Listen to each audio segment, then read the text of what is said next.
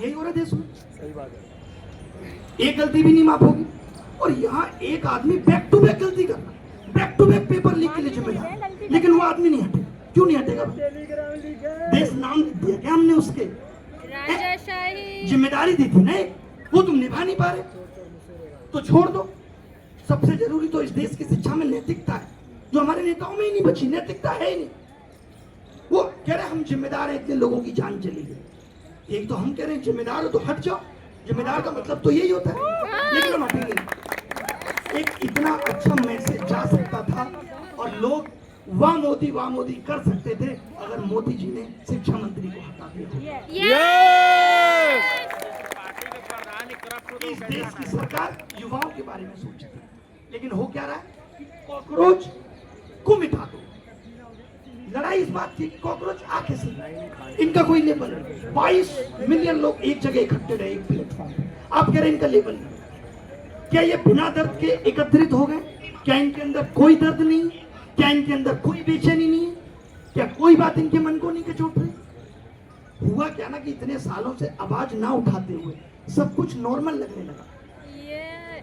सब कुछ नॉर्मल हवा खराब है, कोई बात नहीं, घर से मत निकलो।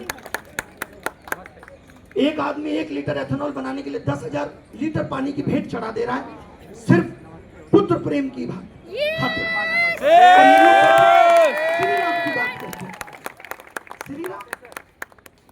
श्री राम जब दशरथ को पुत्र मोह था, उस वक्त भी श्री राम वन छोड़ के चले गए थे, क्योंकि धर्म ऊपर था।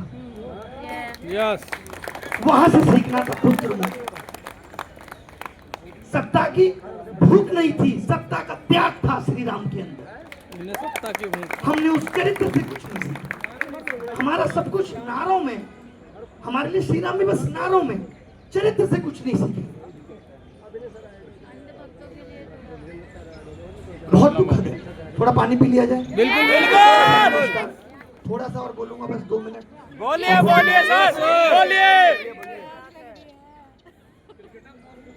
दिन अब हमारे क्रिकेटर पे इतनी आवाज उठ रही है कि भाई क्रिकेटर ऐसा कर रहे हैं। सोचिए क्रिकेट इतना हावी है, आईपीएल, और आईपीएल के आधार पे इतनी बड़ी इंडस्ट्री चल रही है, बहुत ज्यादा आपने बड़ी। देखा होगा अभी कोचिंग माफिया पे मीडिया में बहुत चला। यस। और बड़ी बड़ी पत्रकारों ने दिखाया कि कोचिंग इंडस्ट्री कितनी बड़ी हो गई है। जिस इंडस्ट्री में मैं फिर भी मान सकता हूं कि 5% मान लेता हूं अच्छा काम किया होगा लोगों को शिक्षित करने में, लेकिन आपने किसी मीडिया चैनल पे देखा कि आईपीएल कितना बड़ा उद्योग है, जिसमें कितने युवाओं का जीवन जकड़ लिया है। सही बात है। सट्टा बाजी में कितना युवा घिरा हुआ है। ड्रीम 11 ना जाने कितने 1000 करोड़ की कंपनी बन गई, तब सरकार को पता चला कि ये गलत हो रहा है। ये नहीं, क्योंकि अब खबर नहीं पहुंच पाती। डिजिटल इंडिया थोड़ी है जो सरकार को इतनी जल्दी पता चल जाएगा कि सट्टाबाजी चल रही है। साहब, सरकार को पता है कि जब तक लोगों से ठीक ठाक मात्रा में पैसा नहीं हट लिया जाएगा और हम तक नहीं पहुंचेगा, तब तक कैसे बंद कर देंगे? सही बात है। एक चीज बताना, आप सेबी को जानते हैं? आप अभी राजेश एक्सपोर्ट करके एक स्कैम आया, जिसमें 7 महीने पहले शिकायत हुई तो सेबी की नजर में आया। इससे क्या पता चलता है कि सेबी सोई रहती है, और वो भी कुंभकर्ण की तरह सोती है। 7 महीने लगते हैं उसको जगने में भी। तब तक 13,000 करोड़ लोगों का स्वाहा हो चुका था। यार एक स्कैम हो रहा है, हर मोड़ पे स्कैम है, गली गली शोर है, और आप कहते हैं सब कुछ अच्छा चल रहा है, सब कुछ अच्छा चल रहा है। चंगा है। सब चंगा वाला ही नंगा है।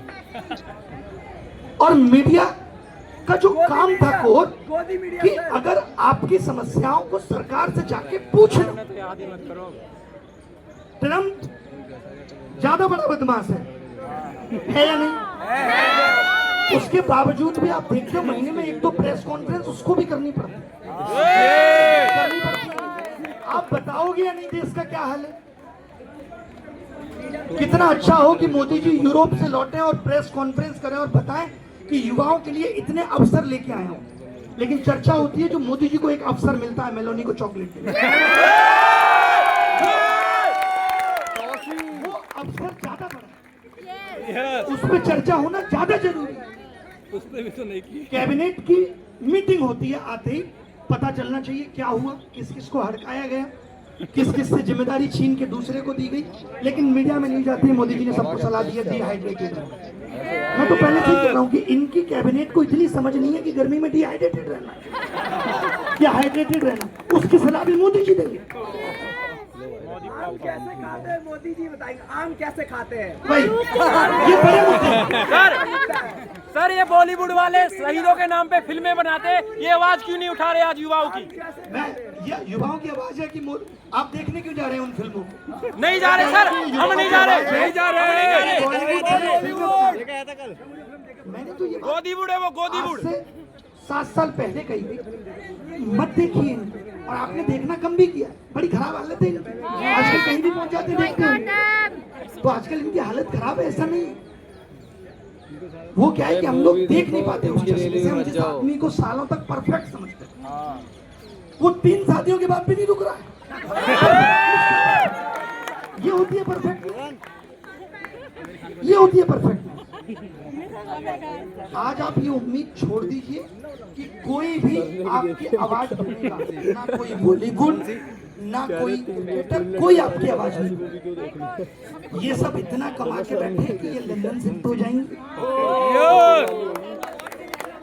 ठीक है, इनको भारत की शुद्ध हवा से फर्क नहीं पड़ता, वो आपको पड़ता है, हमें पड़ता है।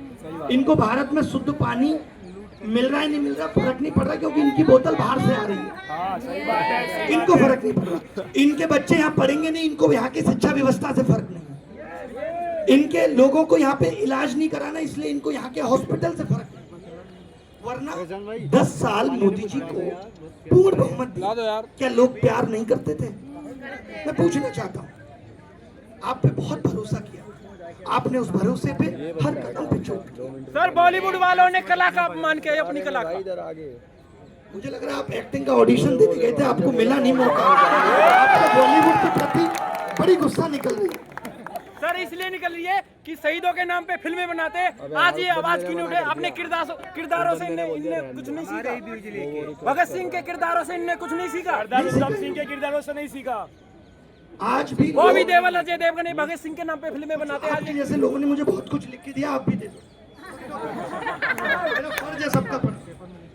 सर इन भक्तों के ऊपर तोला है। ये भाई साहब कह रहे हैं मीडिया के बारे में कुछ बोलिए, तो मैं बता दूं मीडिया में खबरें छप नहीं रही, छपवाई जा रही है। और वही दिखेगा आपको, वही दिखेगा जिसका पैसा पहुंचेगा।